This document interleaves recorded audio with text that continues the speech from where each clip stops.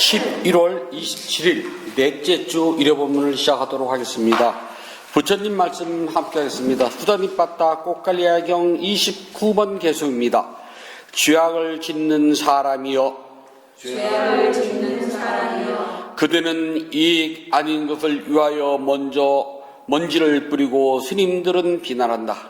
그대는 이익 아닌 것을 위하여 먼지를 뿌리고 스님을 비난한다. 온갖 나쁜 일을 하고서도 오랜 세월 깊은 구덩이에 빠진다. 온갖 나쁜 일을 하고 나서 오랜 세월 깊은 구덩이에 빠진다. 죄악을 짓는 사람이여 그대는 이익 아닌 것을 위하여 먼지를 뿌리고 스님을 비난한다. 온갖 나쁜 일을 하고 나서 오랜 세월 깊은 구덩이에 빠진다. 죄악을 짓는 사람이여 그대는 이익 아닌 것을 위하여 먼지를 뿌리고 스님들을 비난한다. 온갖 나쁜 일을 하고 나서 오랜 세월 깊은 구덩이에 빠진다. 편안해지십시오. 사람은 살아가면서요, 기쁘기도 하고 슬프기도 하고 괴롭기도 하고 여러 가지 있어요. 그것이 다른 사람 때문에 내가 괴롭고 기뻐하기도 하고 다른 사람 때문에 내가 괴롭기도 하고 슬퍼하기도 한답니다. 그래서 이렇게 살아가면서 기쁘거나 괴로움이 있을 때 서로가 기쁨이 있을 때는 서로가 좋은 일이라고 축하를 해주고 괴로운 일이 있으면은 안 됐다고 위로를 해준답니다. 이렇게 기쁨을 나누고 괴로움의 위로를 받고 사는 것이 중생들이 그냥 살아가는 세상이에요. 웃으면서 기쁘게 살아가도 100년을 못 살다 죽어요. 그런데 웃고 기쁘기만 하면 좋으련만 그 안에는 웃고 기쁜 일보다는 괴롭고 슬프고 힘든 일이 더 많답니다. 웃을 날보다 눈물 흘려야 더 많대요. 저는 살아가면서요, 남의 눈에 눈물을 흘리면 나는 반드시 피눈물을 흘려야 된다. 아주 그 철칙으로 알고 살아갑니다. 내쫓으면 나도 쫓겨난다. 자기 말로 가는 건 모르지만 굳이 내 말이나 내 생각이나 내 힘으로 상대방을 쫓아내서는 안 된다. 왜냐하면 모든 것은 있잖아요. 기쁨은 기쁨이 돼서 돌아오고 괴로움은 괴로움이 돼서 돌아오거든요. 내가 다른 사람 눈에 눈물을 흘리겠으면 그것이 나에게는 결코 기쁜 일이 되지 않아요. 나에게도 언젠가는 그만큼의 피눈물을 흘려줘야 된답니다. 그런데 살다 보면은요, 기쁜 일은 그리 오래가지 않아요. 잊어버린답니다. 그러나 괴롭고 힘들고 슬픈 일들은 오래오래 기억에 남는답니다. 남자들이 군대를 갔다 오잖아요. 그러면 그 군인 생활을 하면서 기쁘고 즐겁고 행복한 일을 말하지 않아요. 전부 다들 괴롭고 힘들고 슬픈 이야기들 이야기하고 평생 무념고 살아요. 마찬가지랍니다. 인간관계에서 있잖아요. 부부나 또는 자식관계에서도 기쁘고 즐겁고 행복했던 일은 별로 기억이 안 남아요. 또 말하지도 않고요. 그러나 괴롭고 힘들고 정말 미웠던 일들, 내 아이지만 너무 미웠어요. 그런 일들은 안 잊어버리고 오래오래 기억을 한답니다. 참 인간은 묘해가지고요, 행복하고 기쁜 일들을 자주자주 떠올리고 오래오래 가야 되는데 그것보다는 괴롭고 슬픈 일이 먼저 떠오른답니다. 사람이 죽을 때 있잖아요, 기쁘고 즐겁고 행복한 일을 떠오르는 게 아니라 괴롭고 슬픈 일을 떠올린답니다. 아이고, 이 마음에 걸리는 일들, 이거 못 해줬는데. 제가 이렇게 죽음을 지켜보면은요, 물론 아무 말도 못하고 꼴까닥 가시는 분이야 뭐 모르겠지만은 이렇게 말을 하잖아요. 그런 분들은 이렇게 눈에 밟히는 일들, 그걸 먼저 찾아요. 예를 들어서 뭐 셋째 왔니, 둘째 왔니, 찾는 이유는 있잖아요. 마음에 걸리는 것이 크게 있기 때문이에요. 사람이 죽을 때요, 부처님 법에서는 대기 기간이 없습니다. 나중에 이렇게 그 브라만교하고 짬뽕이 된 불교, 후기 불교, 대승의 후기에 와서는 사람이 죽으면 대기하는 시간이 있다고 그래요. 특히 티베트 금강석에서는요. 그래서 49일을 둡니다. 유예 기간을. 근데 부처님께서는 사람은 어머니 뱃속에 들어가는 순간 생유라고 그래요. 있어요. 그래서 어머니 뱃속에서 탯줄을 끊고 나와서 죽는 순간까지는 살아있어요. 이걸 생유가 본유라고 그래요. 그 다음에 목숨이 딱딱 떨어져서 죽었잖아요. 그걸 사유라고 그래요. 사유 즉시에 다른 생을 받아요. 대결 시간 점수도 없답니다. 업에 따라서 무거운 쪽으로, 선업이 많으면 선업으로, 악업이 많으면 악업 쪽으로. 그래서 사유는 곧바로 생유로 연결되고, 생유는 본유로 연결되기도 하고, 생유에서 본유로 연결되지 않고 바로 사유로 연결되기도 합니다. 아시죠? 그거는 아기가 세상에 나와서 호흡을 못하고 어머니 뱃에서 죽어버려요. 그러면은 생유에서 바로 사유로 넘어가는 겁니다. 그럼 곧바로 생유를 받아요. 우리는 지금 본유를 누리고 있답니다. 그리고 여기에서는 본유 속에서는, 즉 생유 속에서는요, 업을 짓질 못해요. 단 업을 받기만 해요. 그래서 생유 속에서는 내가 할 수 있는 건 아무것도 없어요. 어머니가 굶으면 나도 굶어야 되고, 어머니가 약을 먹으면 나도 그 약을 먹어야 돼요. 먹기 싫어도요. 어머니가 병에 걸리면 나는 걸기 싫어도 그 병에 난 따로 걸려야 돼요. 그래서 생유 기간에는 업을 짓는 것이 아니라 업을 받아요. 하지만 본유는요, 내가 업을 받기도 하지만 내가 업을 짓기도 해요. 그리고 내가 짓는 업에 따라서 내가 가지고 있는 생유의 업이 조금 없어지진 않아요. 좀 묽어진답니다. 마치 소금에 물을 타듯. 국과 찌개는요, 손등과 손바닥이랍니다. 앞, 뒤에요. 국이 조금 짜면은 물을 더 타면은요, 안 되잖아요. 맛이 없거든요. 그래서 국이 짜지면 찌개라고 그러면 돼요. 찌개가 싱거우면 국이라고 그러면 돼요. 그래서 국과 찌개는 손등과 손바닥이랍니다. 우리는 없어지는 업장 소멸이 아니라 공덕행을 지어서 내가 가지고 있는 선업은 더 보태고 악업은 조금 묽게 하는 것뿐이 없어지진 않아요. 이것이 본유 동안에 일어난답니다. 이렇게 본유 동안에 일어나는 모든 일들 가운데서 있잖아요. 나는 마지막 죽을 때, 사유를 맞이할 때 내가 하는 마지막 생각이 나의 다음 생유를 보게 한답니다.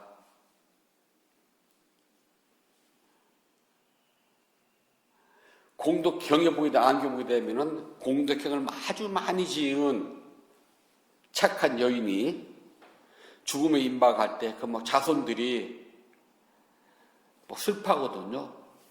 슬퍼하지 말아라. 나는 내가 진 업에 따라 그냥 가겠노라.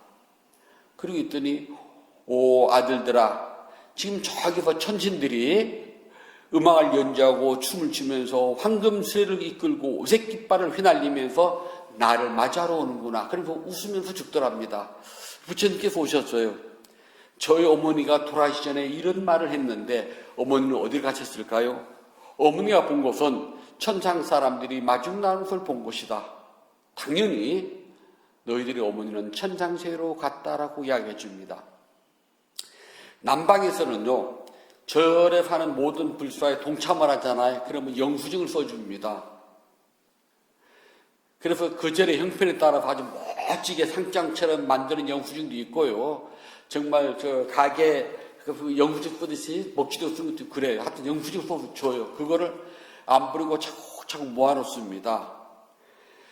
사람이 일평생 살아가면서요, 이런 복도 누리고 저런 복도 누리고 이런 괴로움도 겪고 저런 괴로움도 겪는데 자기 생의 마지막은요, 죽을 때 나타나요. 죽음을 아주 순탄하게 잘 맞이하는 사람이 있는가 하면 인간의 존엄성은 전부 다 엿싸먹고 정말 그 존엄성을 하나도 보이지 못하고 갓난아기로 돌아가서 죽는 사람도 있고요. 치매는요, 다시 어린아이로 돌아가는 거거든요. 그런가 하면은 치매는 아니지만 정말 죽지 못해서 살아요. 산 목숨, 그러니까 병들어서 누워있는 노인네들 보고 오래 사세요 하는 것도 욕이고요. 돌아가세요 하는 것도 욕이거든요. 참 어떻게 말로 표현을 할 수가 없어요. 그렇잖아요. 우리가 그분의 심정이 아닌데 오래 사시라는 소리를 하겠어요. 그 얼마나 게으른지 눈을 보면 알잖아요. 등에는 욕창이 나고 먹지 못해서 막 호수는 꽂고 몸에서 뭐가 생겼다 그래서 막 주사는 주렁주렁 달고 목 뚫고 옆구리 뚫어서 뭐 고름 빼고 하는 걸 보고 있으면 그분들 편안하겠어요. 근데 그분들 보고 오래 사세요 소리가 맞겠습니까? 그렇다고 살아있는 목숨한테 빨리 돌아가세요 소리가 맞겠어요. 이 말도 안 맞고 저 말도 안 맞아요. 그 마지막 순간이 자신이 살아오면서 과거생에서 지어온 모든 오배 총괄돼서 나타나는 겁니다. 편안하고 후손들 괴롭히지 않고 행복하게 오페가 있네. 아무튼 편안하게 잘 돌아가시느냐. 그렇지 않으면 정말 인간의 존엄성 다 버리고 가진 고생 다 하면서 긴 병의 효자 없답니다. 그래도 한 3주 정도는요, 효자, 효녀인 척 하는데요. 3달이 넘어가면 효자, 효녀인 척 하기 힘들대요. 3년은 말할 것도 없고요. 그건 줘봐야 되고. 그때부터는 이제 돈이 살린답니다. 그냥 돈이 있으니까 집에서 모시는 것보다 요양병원에 가서 이렇게 찔러보고, 의사 입장에서는 이제 빼고서 가세 소리 안 하거든요. 마지막 순간까지 처치를 해요. 안 그래요? 그래서 죽을 때의 마지막 모습이 내가 금생과 과거생에 지어온 나의 모든 업이 총괄적으로 나타나요. 저도 안 죽어봐서 몰라요. 어떻게 죽을지. 그래서 저도 늘 주위 사람한테 이야기한답니다. 내가 만약에 아프고 죽을 때 되면 인간답게 죽도록 해줘. 병원에 끌고 가서 막 이런 거 저런 거 주사 놓고 옆구리 뚫고 목구멍 뚫고 그런 거 절대 하지 마. 조금 고통스러운 그냥 죽는 게 나아. 전 늘 그 말 한다. 여러분들 잘 새겨 놓으세요. 전 그렇게 해줘요. 그러나 아파서 누워있는 사람은 그게 내 맘대로 됩니까? 산 사람들 건강한 사람 목이죠. 그래 내 의사하고 관계없이 목구멍 뚫고 뭐 옆구리 뚫고 뭐 뚫고 해가지고 할 수도 있잖아요. 먹지 못한다고 콧구멍으로 막 음식을 넣을 수도 있는 일이고 영양제를요. 그 모든 것들은 나의 업대로 그만큼 고통을 겪어야 된답니다. 그래서 남방에서는 그 이제 영수증을 모아놨다가 숨이 꼴딱꼴딱 넘어가고 그럴 때 되면 스님들이 일단 청해요. 그래서 이 돌아가시는 분을 위해서 스님들이 경을 읽어드리고 법문을 해요. 알아듣든 못 알아듣든 그건 우리와 관계없어요. 죽어가는 사람의 정신력은요. 아직까지 현대의학으로는 그 사람이 어떤 정신작용을 하는지 우리는 모르거든요. 근데 제가 지켜본 바로는 그렇게 고통스러웠는데 말기암 환자들이 굉장히 고통스럽다고 그래요. 마약성 진통제도 잘 안 듣는다 그러네요. 근데 계속 경을 읽어드리고 법문하면 아주 편안하게 듣다가 돌아가신 것도 봤어요. 그래서 남방에서 가면은 그 착한 일 영수증 있잖아요. 그거를 가족들이 앉아서 계속 읽어줘요. 몇 년 몇 일 며칠 날 땡땡절에서 땡땡 불사에 어머니가 동참했습니다. 암만을. 그러면 가족들이 다들 싸도 계속 그걸 읽어줘요. 착한 일 한 것만.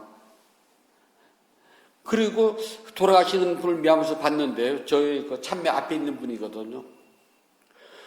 그렇게 고통스러워하면서도 마지막 아주 편안하게 돌아가신 분을 봤답니다.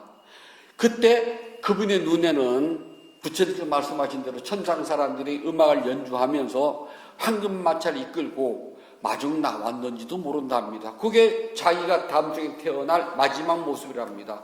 마지막 모습이 두려워하고 겁에 질리면 악처고요.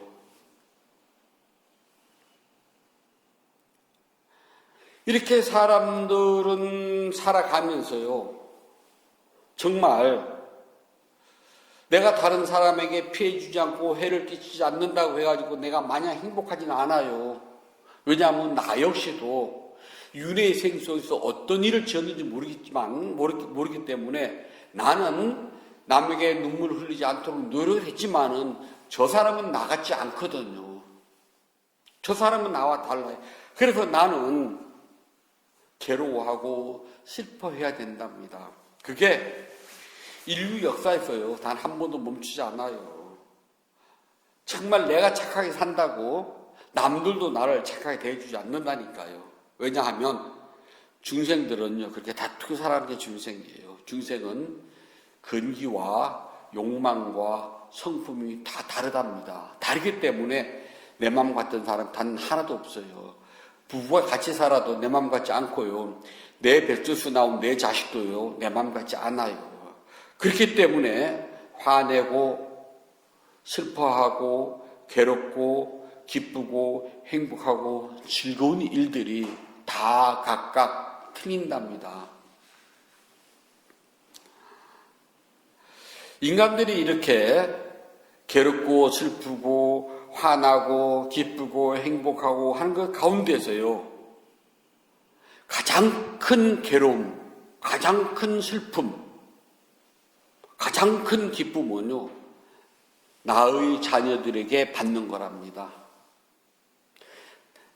나의 자녀, 아들, 딸이 죽는 것보다 슬픈 일이 없답니다. 그래서 예전에요, 결혼하기 전에 청춘으로 죽잖아요. 자녀들이. 그러면은 어른이 결혼을 하고 나서 죽으면 3일장을 지내요. 기본으로요. 경우에 따라서는 7일장도 하고 또는 6월장, 한 달을 넘기기도 해요. 그러니까 기본 3일은 다 한답니다. 조금 크면 5일장을 하게 하고요. 그러나 아무리 나이가 많이 먹어도 결혼하지 않으면은요, 24시간 후에는 혹시 그 사이 깨어날 수 있으니까 하룻밤을 지나봐서 안 깨어나면요, 바로 갔다가 묻습니다. 묻는데 봉분을 올리질 않아요. 평장을 해요. 봉분을 올리는 것은 여기에 무덤이 있으니까 언제든지 와서 찾을 수 있도록 하는 표시거든요. 근데 봉분이 없이 땅과 똑같이 평장을 하면요, 찾지 말라는 소리예요.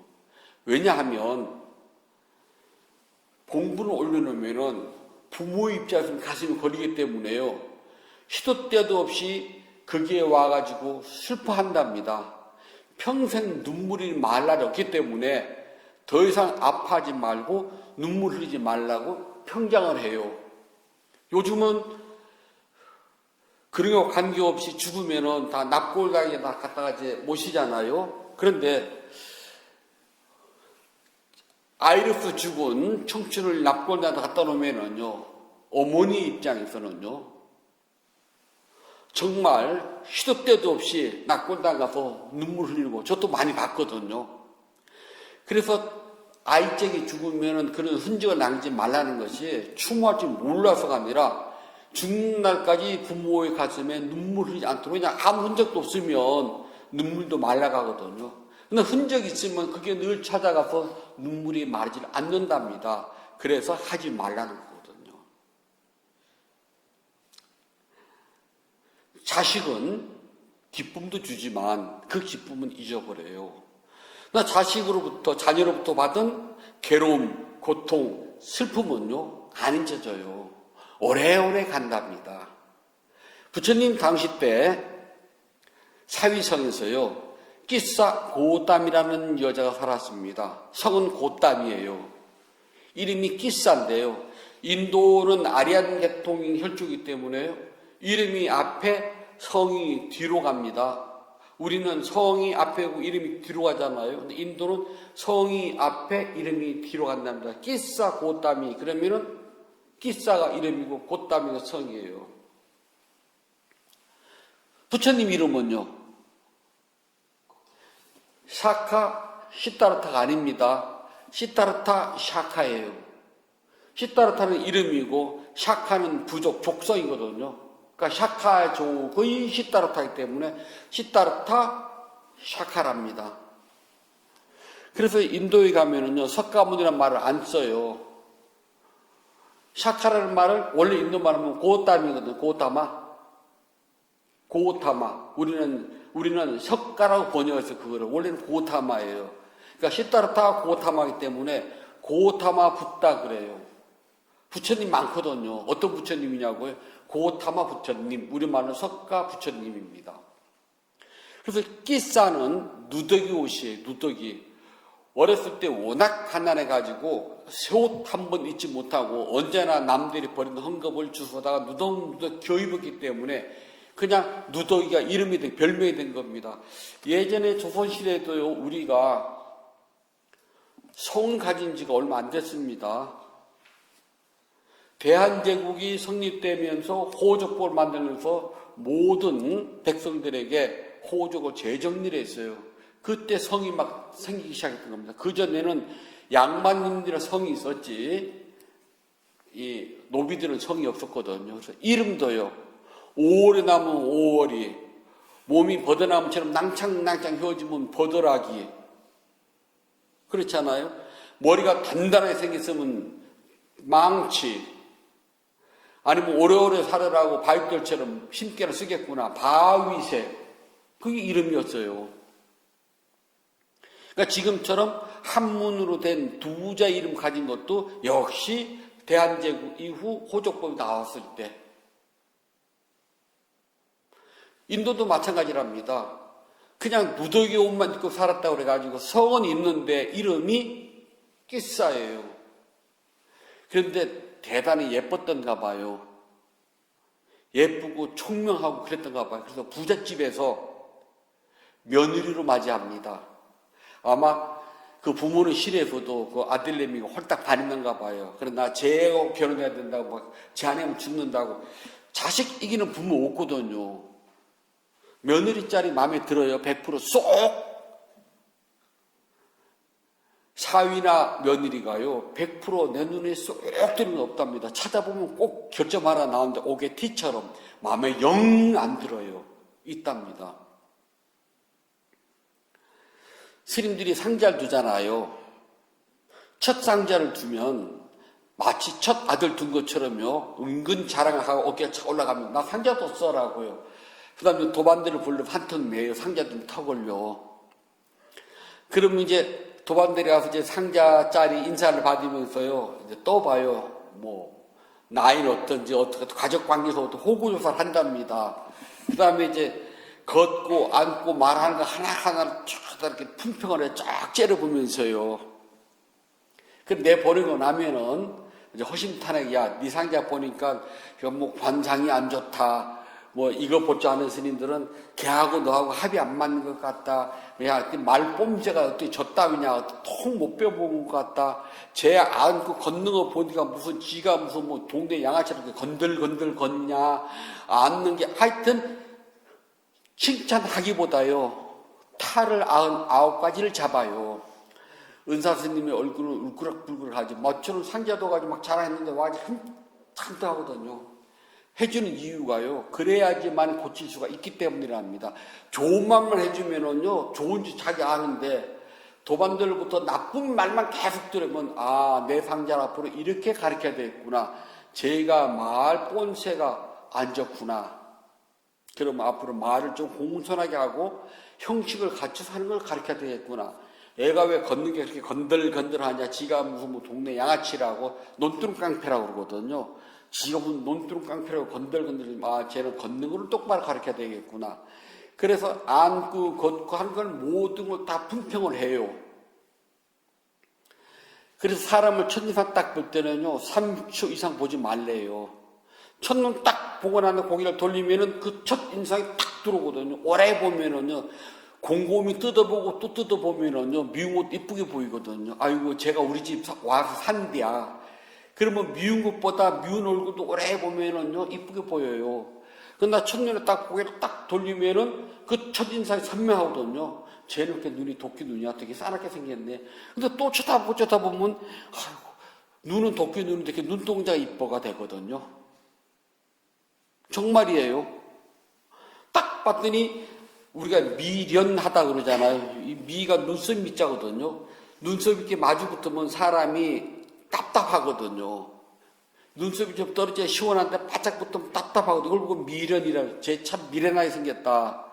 그런데 또 보고 또 봤더니 눈썹이 진한 거 보니까 쟤는 형제 자매하고 부모복이 많겠네. 그러니까 좋은 쪽으로 가기 때문에 그렇답니다. 기사 고따미는 무슨 이유인지 몰라도 당시 사위성의 부잣집에 며느리로 가게 됐습니다. 시부모는 당연히 마음에 안 들어요. 그런데 기사 고따미가 첫 아들을 낳았습니다. 인도에서는 이게 굉장히 중요해요. 아들이 제사를 지내야지만 그 부모는 아들이 지내는 제사를 받아서 천당세에 갈 수 있다고 믿어요. 딸이 지내는 건 아무 소용 없습니다. 인도에서는. 그러니까 결혼하자마자 아들 한 4쯤 낳고요. 덤으로 딸 하나 낳고, 그리고 아들들이 다 결혼해가지고 손자를 다 낳고요. 딸도 결혼해서 아들 낳는 그런 집이 있는데 그 여자가 남편보다 먼저 죽었어요. 그러면요, 윗동네, 아랫동네, 건너동네, 옆동네 다들 와가지고 그 여자 문상을 해요. 그리고 그 집에 보면 이제 시체를 덮어놓은 천이나 꽃이 있잖아요. 그걸 다 가져가요. 복 받는다고. 그 인도에서는 대단한 겁니다. 그런데 첫 아들을 낳는 순간 그 시어머니가 바로 얼굴이 탁 변합니다. 우리 며느리 그때부터 또 받들고 살아요. 첫 아들 낳았잖아요. 엄청 중요한 겁니다. 그때부터 가난한 집에서 시집 왔다고 가진 구박을 다 받던 기사 고따미는 며느리로서 대접을 받아요.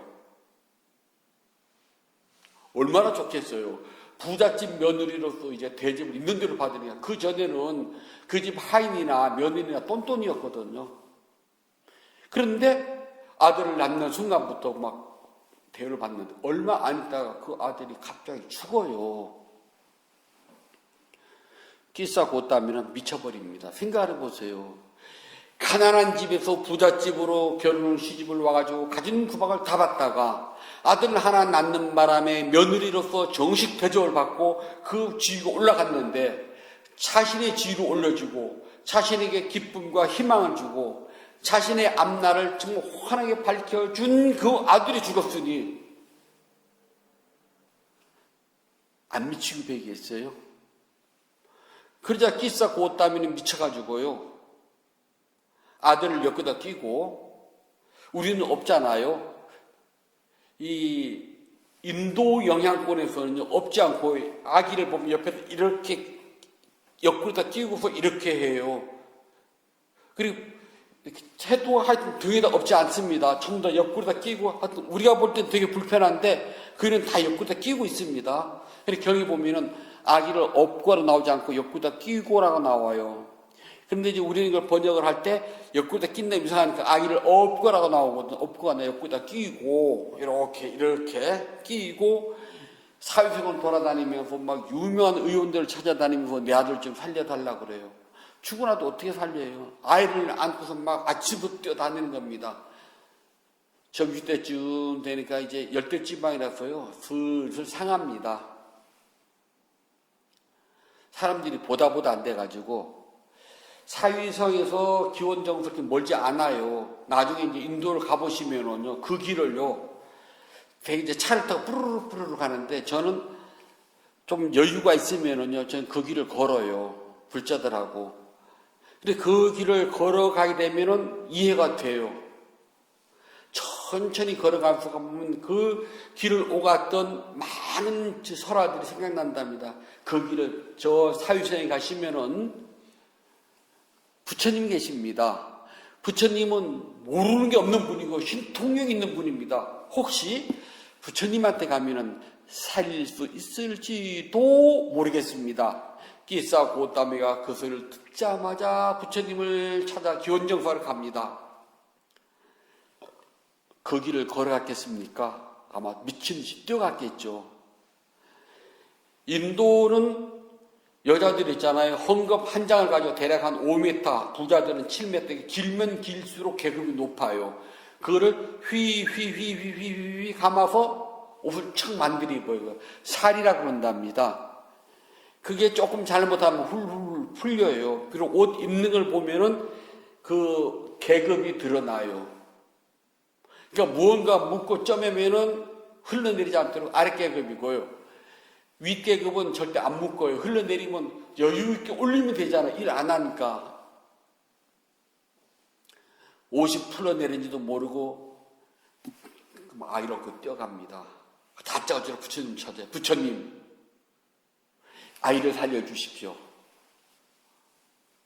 부처님께서는 끼싸 고따미요. 아이를 살릴 방법은 아주 쉽습니다. 지금부터 사위성에 들어가서 단 한 번도 사람이 죽은 적이 없는 집에 가서 겨자씨를 얻어오세요. 그러면 내가 살릴 수가 있습니다. 쉽잖아요. 그 방법이 있는지 몰랐네. 부처님 기다려주세요. 제가 가겠습니다. 다시 또 사위성으로 막 다른 바퀴를 했겠죠. 나중에 인도 성지순례 가서요. 그 길을요. 천천히 걸어가면서 끼싸 고따미를, 내가 끼싸 고따미다 생각을 하면은 내 마음이 어떤가, 얼마나 정말 그렇게 가면은 그 길이 감동과 눈물이 저절로 나와요. 근데 그렇지 않고 그냥 휘리릭 가서 여기 저 기원정사입니다. 가서 그냥 천수경 반야식 후루룩 가고 자 모이세요. 사진 따따따따딱 찍고 갑시다 하면 어딘지도 몰라요. 그걸 뒤통수 보기라고 그래요. 배경사진 뒤에놓고 사진만 찍잖아요. 나중에 갔다 와서 어딘지도 몰라 본인이. 그렇게 대략 지금 한 10박 11일 돌아다니요. 그렇게 해요. 택도 없답니다. 그렇게 느끼면서 걸어가야지만 성지순례를 하게 되거든요. 끼싸 고땀이. 그렇게 돌아다니는데 어느 집을 가도 사람이 한 번도 안 죽은 집이 없더랍니다. 우리 집은 할아버지가 돌아가셨어요. 우리 집은 할머니가 돌아가셨습니다. 우리 아들도 죽었어요. 며느리도 죽었어요. 손자가 죽었어요. 증조 할아버지 별별이 다 생기거든요. 저녁 해질 무렵이 될 때쯤 끼싸 고따미가 문득 깨달아 그렇구나 죽는구나. 아이는 점점 썩어가기 시작합니다.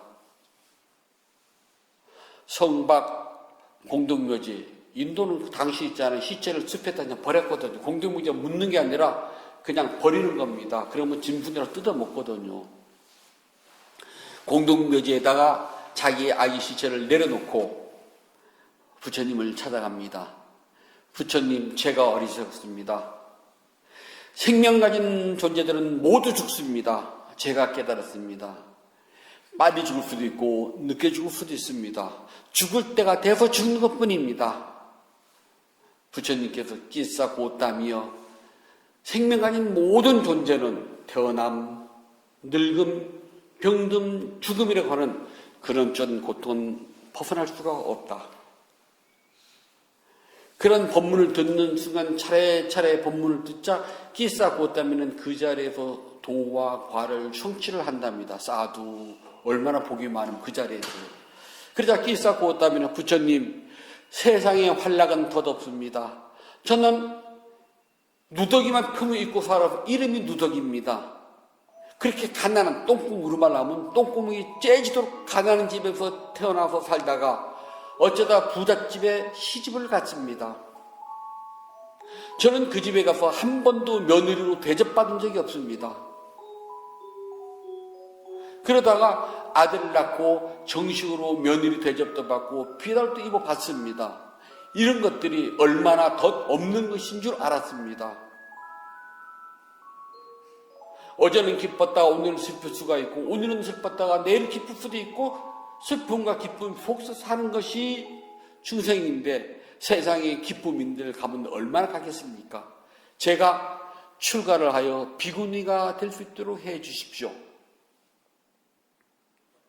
부처님께서는 잘 왔노라 하고 받아들여 줍니다. 그래서 끼싸 고따미가 비구니가 돼서 출가를 합니다.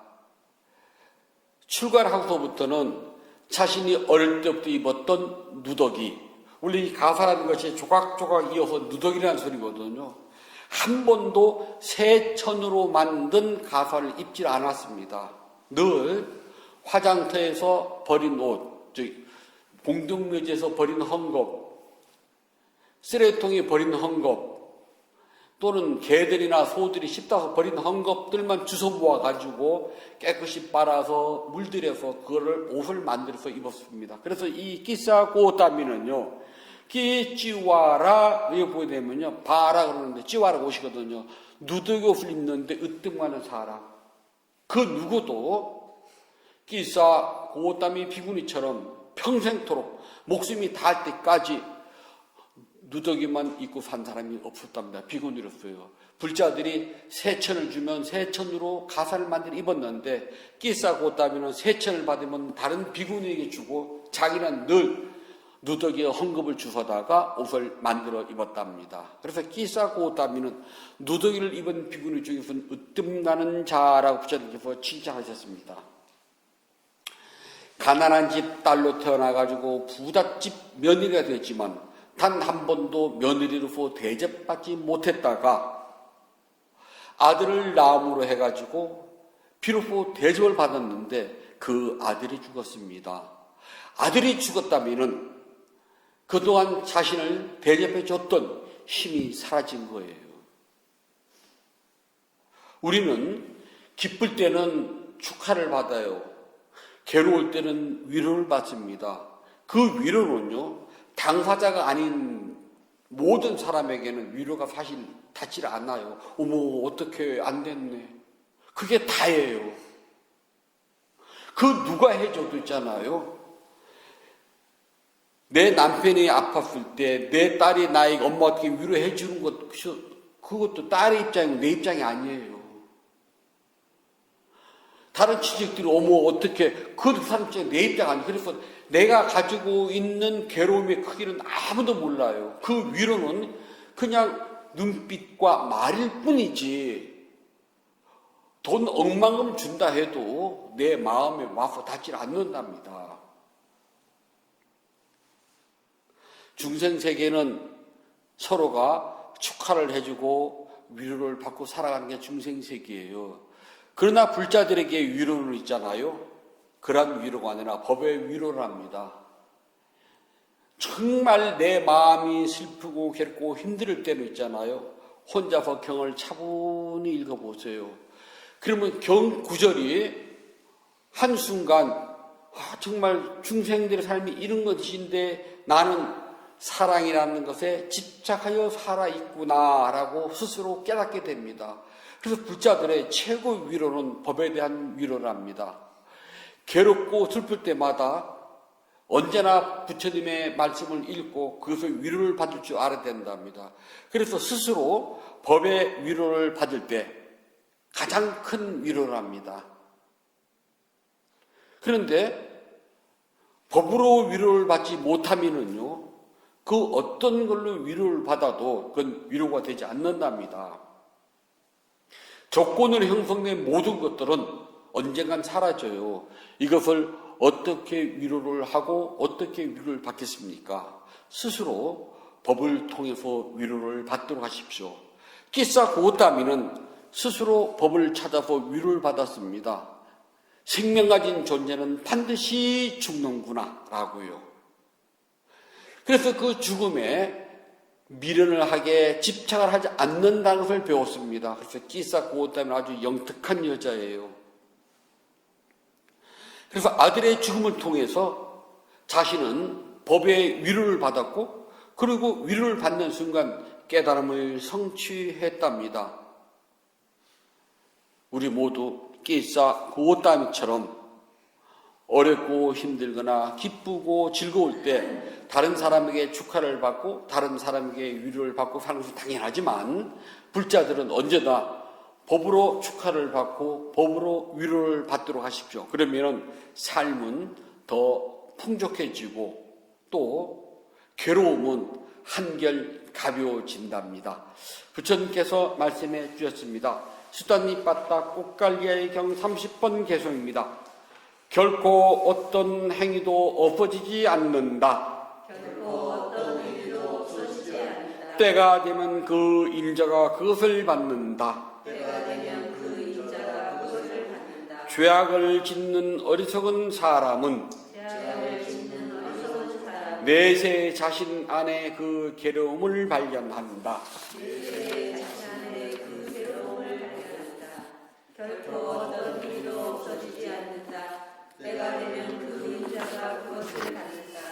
죄악을 짓는 어리석은 사람은 내세 자신 안에 그 괴로움을 발견한다. 결코 어떤 행위도 없어지지 않는다. 때가 되면 그 인자가 그것을 받는다. 죄악을 짓는 어리석은 사람은 내세 자신 안에 그 괴로움을 발견한다. 11월 27일 넷째 주 일회 본문을 마치도록 하겠습니다.